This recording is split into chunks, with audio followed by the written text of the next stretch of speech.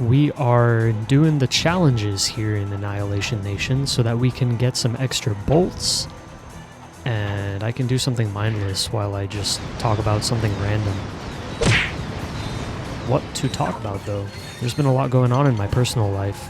I guess I can talk about some local travel that I did throughout my life.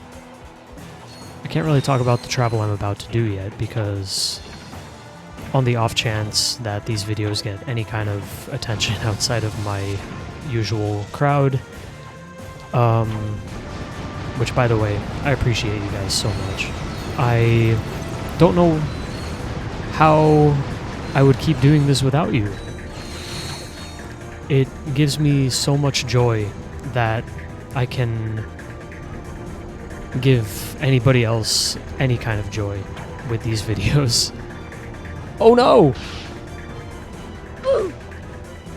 Alright, well, hopefully that didn't take away your joy. Throughout my life, I've done quite a bit of traveling, as I've said in other videos. And in another video I already talked about my travel around Europe. I've never really talked about how my travel around the States went. So, the last time that I really did any kind of traveling around the States, or planned to, was before the big coup happened. When that happened, I had a plan. I had a whole plan laid out that I was going to go to, on kind of like a loop.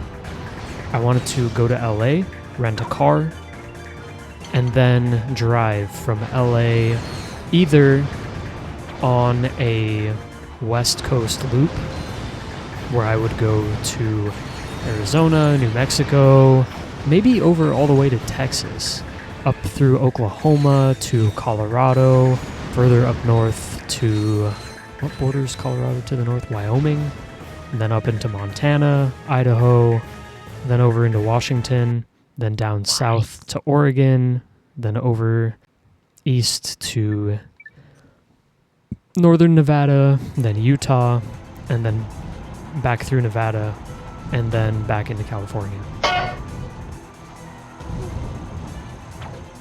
where I would drop off the car with an additional 4,000 miles on it, pay for that, and be on my way.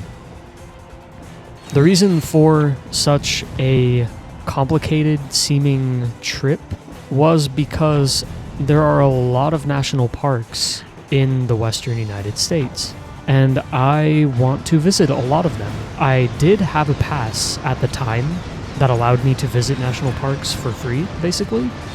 I just paid for the pass one time. I think it was like a fee of $50 or something. And I get unlimited access to national parks.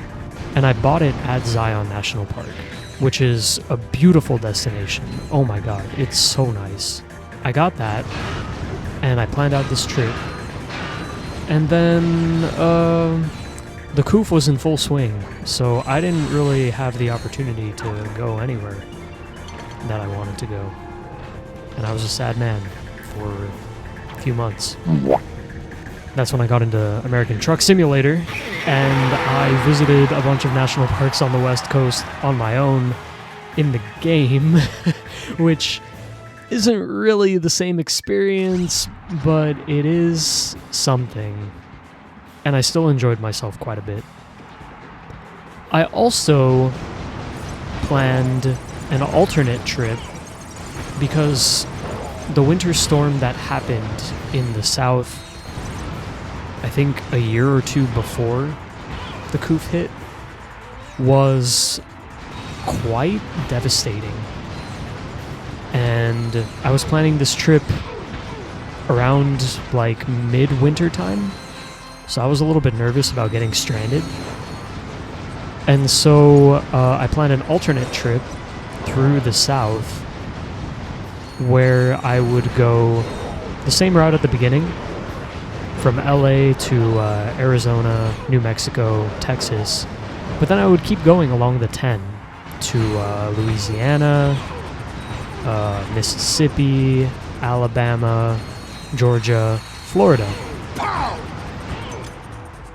And I had this whole trip planned out as well, where I would stop at a bunch of national parks and stop in some cities. I really want to go to Louisiana because I hear everything about the seafood in Louisiana, and it just sounds amazing. But I've never been. I've only been to Florida. Yeah, so I had that whole trip planned out too. And of course, because of Goof, nothing ended up happening. And since then, I haven't really planned or wanted to travel the States. No particular reason why I didn't want to, except that there are other destinations worldwide that I feel would be more worthwhile to visit, such as basically any other country than the US.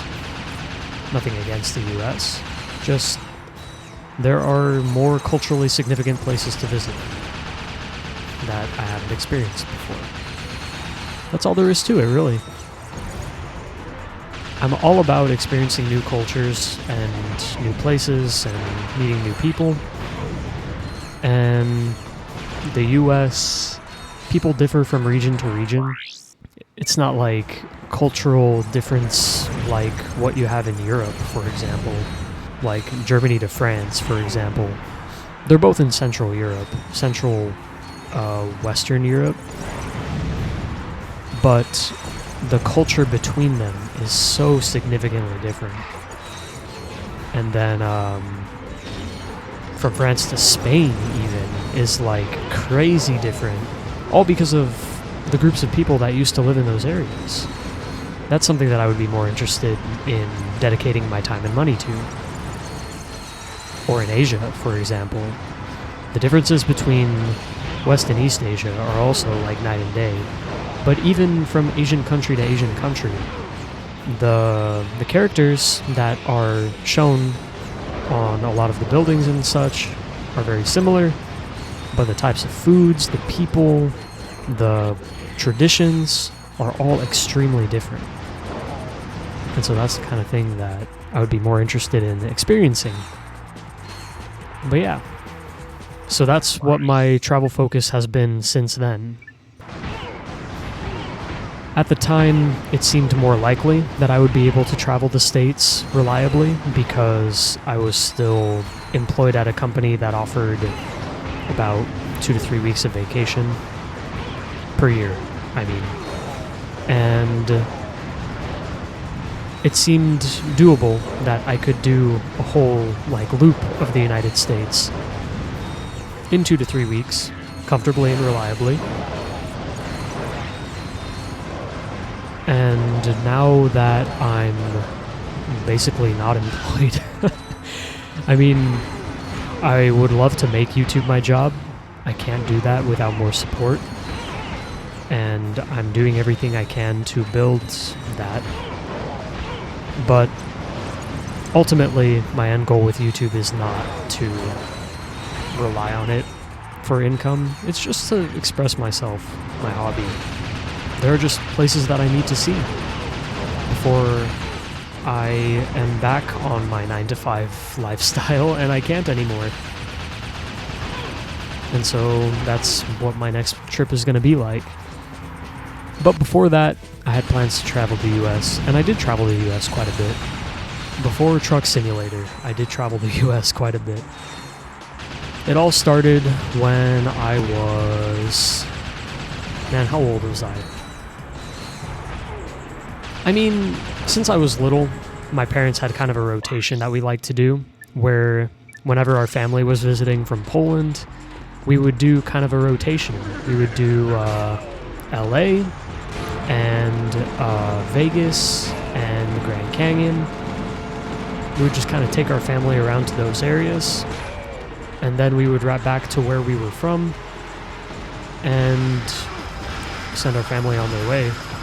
Sometimes we would loop San Francisco into that. Sometimes we would go way off the beaten path and go to Hoover Dam and Zion. But more often than not, it would just be Vegas, Grand Canyon, LA. And that was our rotation. And that started when I was I don't know, 2 or 3 years old.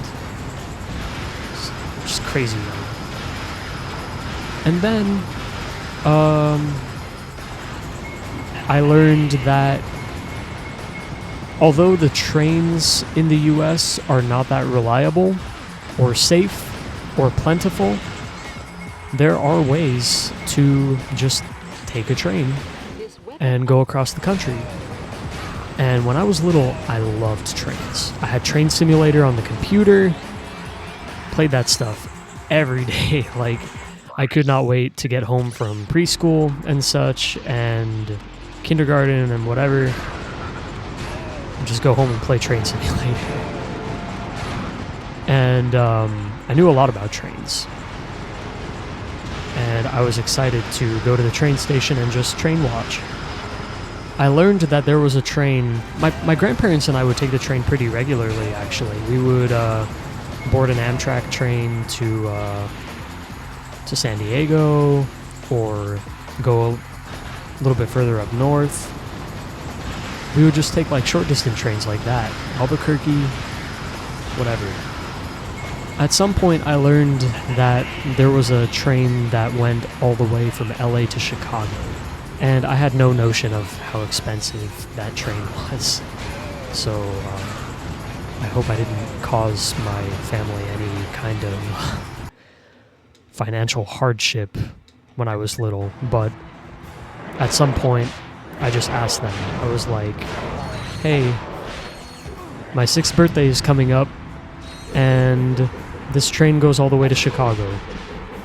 Can you guys promise me that you'll get me a ticket on that train? And my grandparents promised me. They actually were like, yes, of course, we will do that for you. And I was like, okay, great. And then I would remind them. I was such an asshole child. I was like, do you remember what you promised me? I just want to make sure you didn't forget. Like, by what right? You know? But I always kept my promises, so I think I expected other people to do the same, you know? On my 6th birthday, it was so early in the morning. I don't even remember what time it was. I think it was like, I don't know, like 2 a.m., 3 a.m. or something. We went to the train station, and we were just waiting there. And then the train showed up. And my grandparents were like, do you know what train this is? And I was like, is this the train to Chicago? And they were like, yep. And I was like, okay. And they gave me the ticket, and they said, we're getting on. I forgot to do the discount between this episode and the last episode. So I'm going to pause the story here, and I'm going to do that real quick. I'm sorry. I really want to get that discount, because it's going to save us a lot of bolts. Make grinding a lot less necessary. So let me go back to Starship Phoenix, and we'll do that. Let me just make sure there's not a scene first. Oh, there's a scene. Of course there is. Ladies and gentlemen, oh, and Helga, welcome to the Q-Force. Non-binary You have been character here in because 2004? each of you is an Oh my expert in your God. particular field. From Al's mastery of electronics to Skid's nerves of steel, to Helga's sensual powers of seduction. Each of you has shown that you are worthy to wear the Q. Years ago, I single-handedly defeated Dr. Nefarious, but like a rash on the galaxy's backside, he has flared up again. Our first mission will be to infiltrate the Doctor's top-secret base on planet Aquatos. Impossible, you say? Yes. Perhaps for a lesser strategist. Oh, I loved Behold, this part. my brilliant plan! First, Ratchet and Clank will descend to the sea floor and wade through a series of tunnels flooded with waist-high raw sewage. What? Please hold your questions until the end of the presentation. It's all drawn in After crayon. infiltrating the base, our agents will split up. Clank will enter the base's ventilation system, where he will locate and deploy this banana-guided autonomous monkey device, or the GAMD. Meanwhile, Ratchet will use his extensive knowledge of the Tyrannoid language and customs to win the trust of the bloodthirsty alien guards. Finally, our agents will make their way to Nefarious's personal office, steal everything that isn't nailed down, and exfiltrate the base completely undetected. That's crazy! But it just might work. Little fun fact, I actually adopted that drawing style after this game. Whenever I drew things, I would draw them just like that. Okay, anyways, BRB. We'll resume the Chicago story after I make sure that we have that discount so that we don't have to grind for bolts as much. Okay, BRB. 2 hours later. Alright, well, as I learned, apparently, you have to get to the second hoverboard race. I should have just saved it in a separate slot. And that's going to take a while, so maybe not this time. It's alright. A little extra grinding won't hurt.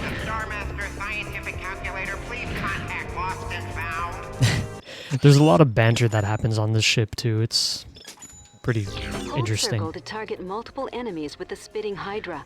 Release circle to fire. Okay. And anyways, so when I was 6, my grandparents took me on the Chicago train. I forget what it's called, but it goes from LA to Chicago. And I have some family out there, so we stayed with them. Yeah, we did quite a lot of sightseeing. We went to my step-grandpa's hometown, Toledo, Ohio. We went to Detroit before the fall. have family out there too. My uncle used to be an engineer for Jeep. Yikes. You know, if you know Jeep, then you know. And yeah, so went to Ohio, went to Indiana, went to Illinois, went to Niagara Falls over in New York State. I think we went to Pennsylvania too. And yeah, we just did a lot of sightseeing in those states. It was raining a lot of the time, so that was kind of whatever. All around, good time. I really enjoyed the train ride too. It was about a week on the train, so we stopped in a couple of places too. Stopped at Albuquerque. That's the only one I remember. Because we got a magnet with a train on it from Albuquerque. It's got like a little steam locomotive on it.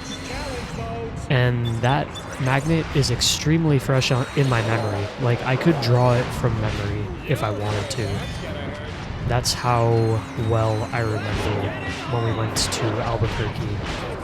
And it wasn't anything special either. It was just kind of like it felt like being in a desert for sure when we got to the train station there. Oh, and we stopped in Colorado too, I think. I think Denver? Not sure. I'd have to check the stops to know exactly where we went. But Albuquerque was 100% certainly one of the stops. It was raining a lot of the time when we were out in the States, up in the Northeast. And I remember when we went to Toledo, Ohio, it was just gray and sad. And later on in my life, I met somebody who's also from Ohio, and they were like, yeah, basically, you got the Ohio experience. Gray, cloudy, looks like it's gonna rain, probably won't rain. And the city was pretty empty too. Like, we drove around for a little while. We saw a cathedral, or maybe it was a church. I think it might have been the Catholic school that my step-grandpa, like, grew up at. But yeah, very old town vibe. Not a very interesting place, not a very notable place. I do remember Niagara Falls though. I remember Niagara Falls very clearly.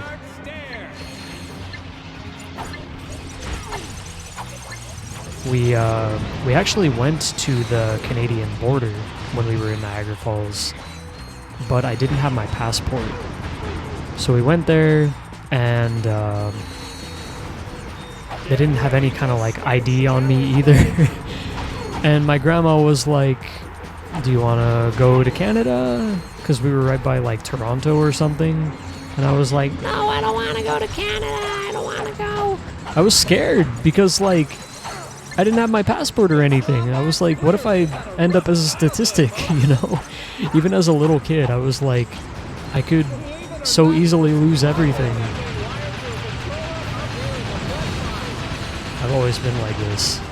I blame my mom. I love my mom, but the worry that I carry with me every day, it's definitely not for my dad. My dad is one of the most laid-back people that I know. Growing up, even when my dad would get mad at me, he wasn't, like, explosively angry. He was just like, I'm disappointed in you. You know, that was enough. That was enough to let me know that I messed up. Oh, now we're facing these guys? Okay. Guess we didn't teach him enough of a lesson.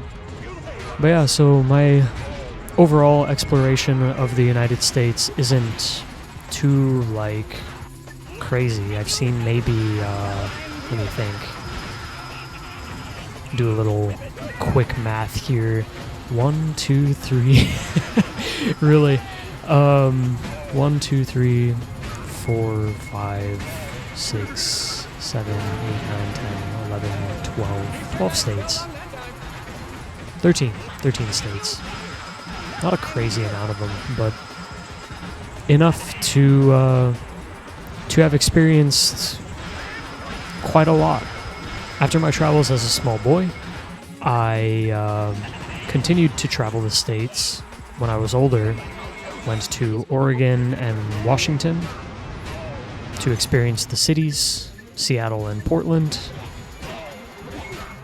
I feel like those are just like very common tourist destinations. Maybe not Portland. Portland is probably a tourist destination for other Americans, but Seattle was really nice. Alright, and we've done all the challenges that we can for now. Got quite a few bolts.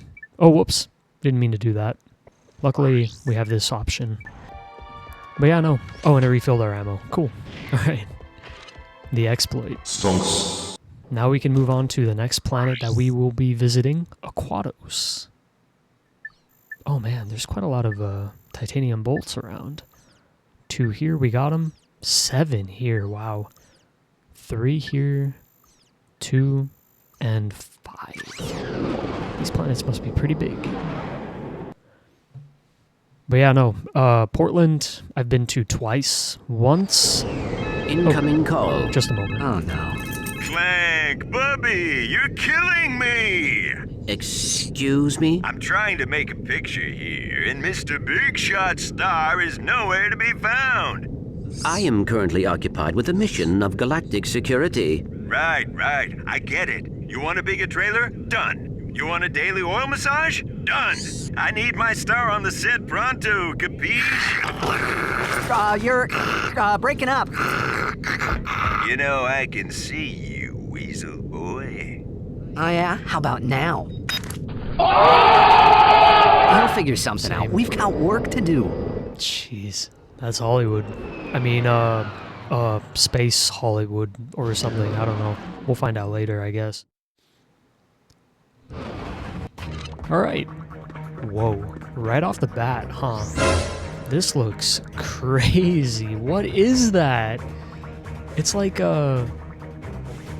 some kind of surface cleaning thing or something. It looks like a crab. That is creepy. But wow. So this planet, I guess a lot of stuff happens underwater, and we are certainly underwater. Wow. What an environment we have to explore. It's pretty big, too. Alright, anyways, so, oh man, expensive. And it looks like our boy is here to meet us. One of the Q4s. So yeah, went to Portland twice. Once before I turned 21 and once after. Oh my god, why? Why is he so Kid, tall? What are you doing here?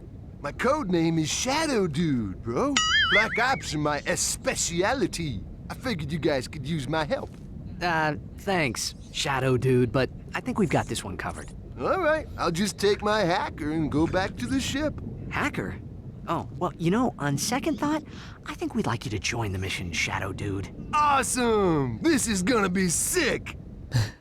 Yeah, I'm gonna be sick in this sewer. But yeah, no. Portland twice. I've been to Portland twice. Once before I turned 21 and once after. The first time I went with my parents, it was kind of an experience. My brother got yelled at by a homeless person, and that kind of scarred him. I don't have anything against homeless people. I know they're going through a lot, but I try to convince my family that as well.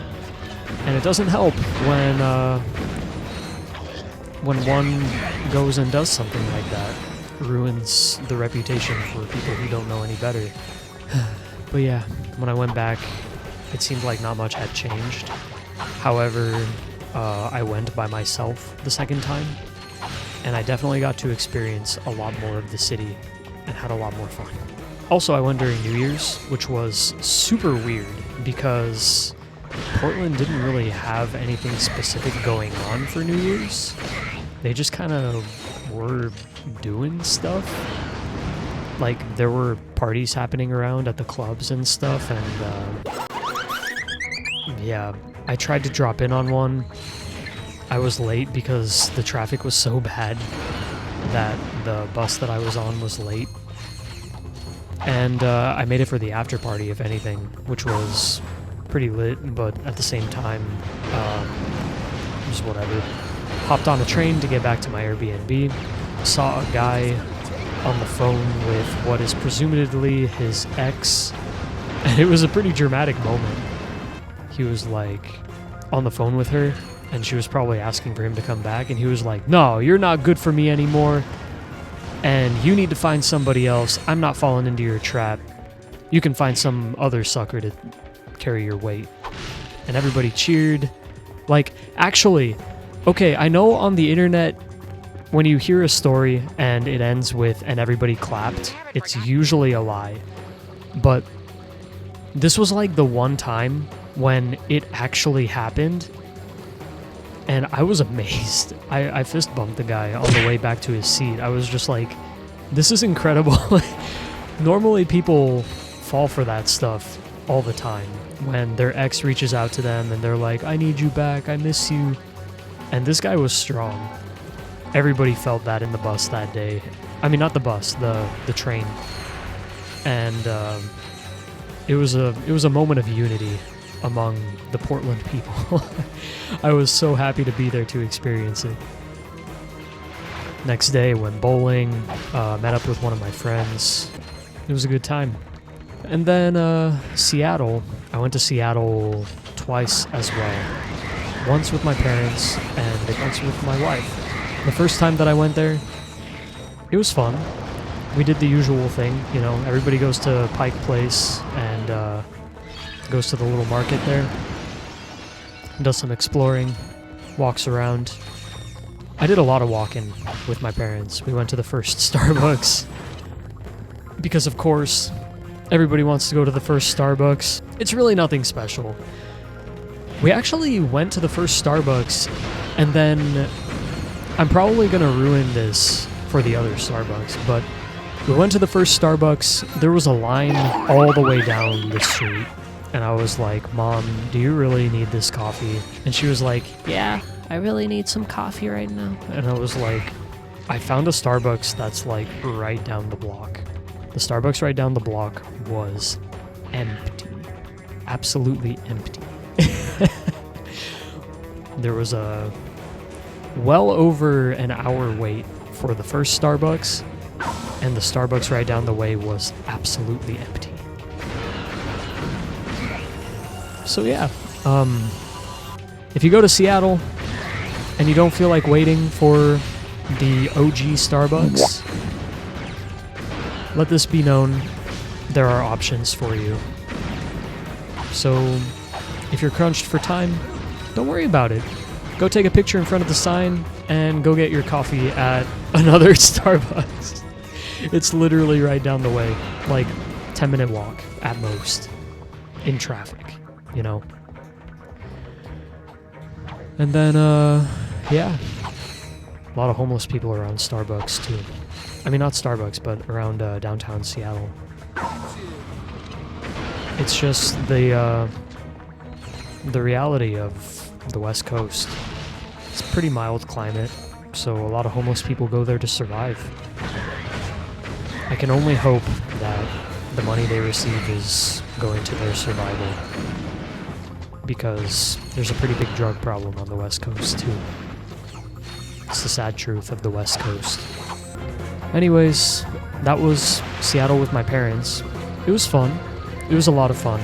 Even going there with my parents, who are fairly conservative when it comes to having new experiences and trying new foods, we had a great time in Seattle. Much better time than we had in Portland. Portland is still pretty interesting. Like, it's a very strange place, to say the least. And I imagine it's only going to get better once the drug reform policies are passed. So yeah, if you plan to go to Portland, don't be scared by my stories. Go see for yourself. It's an interesting place.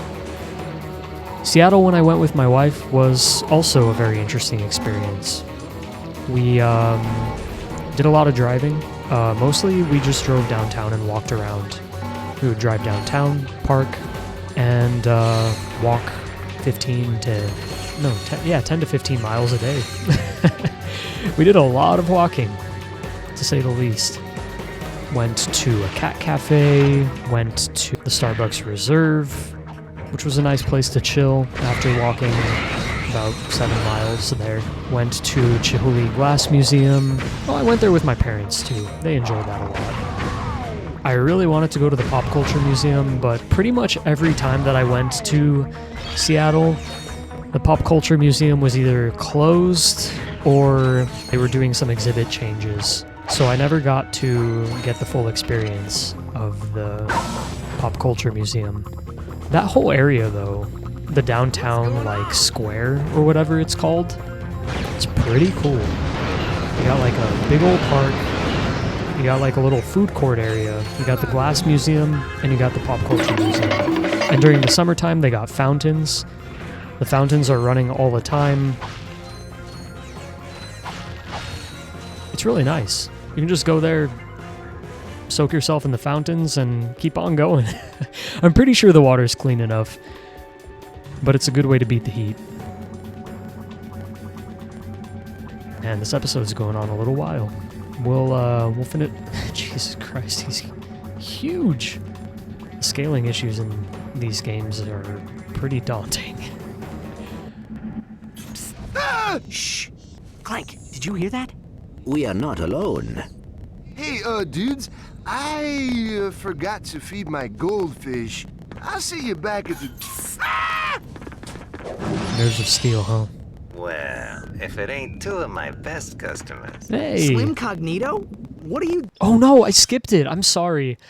We just find out that it's Slim Cognito, okay? And, yeah, we got Megacorp special warranty, so we get these weapons for free. Hey, alright. Have you once owned a Megacorp weapon and lost it? Good news! Megacorp will replace some of those lost and stolen weapons for free. Thanks, Mr. Fizzwidget. Now we got 2 more weapons. The lava gun in this game is so cool. We're going to try to level this one up. And, yeah, take the submarine to Nefarious's base. We'll do that on the next episode. Thank you so much for joining. I hope you're enjoying this game as much as I am, because, oh my god, I love these games. They are so fun. Serotonin the game, for real. Thanks for watching. Don't forget to like and subscribe if you enjoy what you see.